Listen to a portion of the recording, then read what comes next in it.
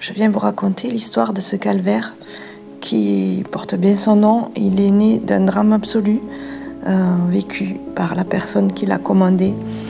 Il est aujourd'hui propriété de la commune, donc le monument aux morts est érigé sur ce terrain.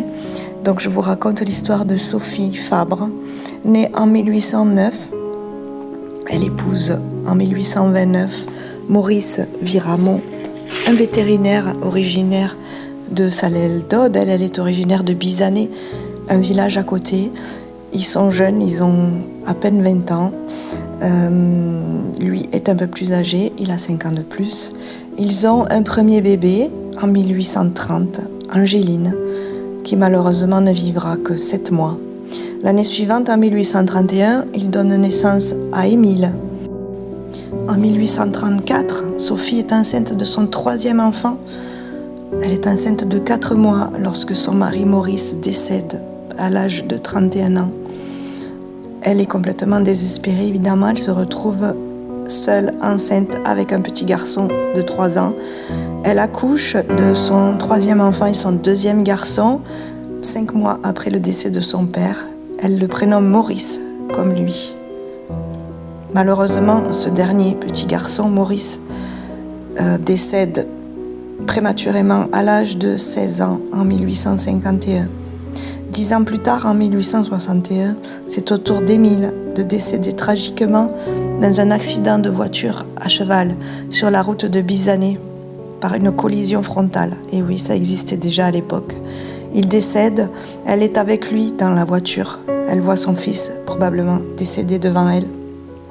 À partir de là, elle se retrouve seule, désespérée, et elle voue sa vie à la religion. C'est une personne très pieuse.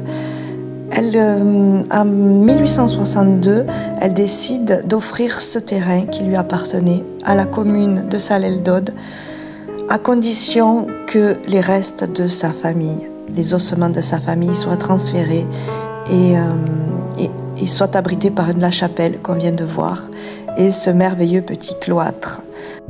La construction de ce monument prendra 3 ans, entre 1862 et 1865. Cette jeune femme, Sophie, décède en 1886. Elle lègue ce monument qui lui appartient par testament à la fabrique de Salelles-d'Aude. C'est sur le second panneau que je vous montre ensuite, devant notaire, où il parle de Napoléon III, etc. etc. Mais malheureusement, vu que c'est un monument extrêmement monumental, c'est un pléonasme, la fabrique ne peut pas ne peut pas subvenir à son entretien. Donc, au cours du XXe siècle, le monument se retrouve en décrépitude et tombe quasiment en ruine. Le coup d'arrêt arrive en 1991. Il y a eu une énorme tempête et le toit s'est effondré. Dès lors, c'est quasiment une ruine et le monument va tomber dans l'oubli jusqu'en 2003 où le maire de l'époque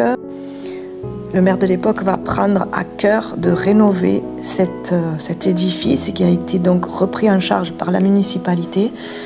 Les travaux vont durer 10 ans, de 2003 à 2013, pour en faire ce qu'il est devenu aujourd'hui, c'est-à-dire un jardin public, très respectueux de la chapelle, évidemment. Il se passe dans ce calvaire des festivités l'été, des concerts, on fait de la musique, il y a c'est très vivant, très actif. Donc finalement, est-ce que c'est pas ça, rendre hommage aux morts qui sont là, ils sont là sous la stèle dans la chapelle, ils sont sous terre. Est-ce que c'est pas le meilleur hommage qu'on puisse leur rendre, de faire la fête avec eux, de les garder vivants avec nous? Je vous pose la question.